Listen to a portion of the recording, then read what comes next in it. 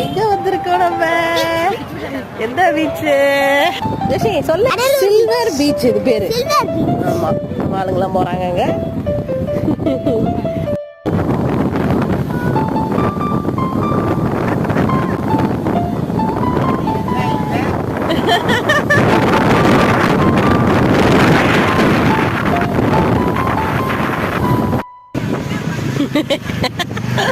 சுட்ட சோளம் சாப்பிடும் தம்பி.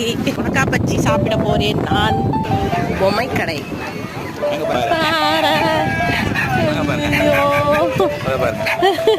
இதுக்கு இருக்கிற தைரியத்தை பத்தியா?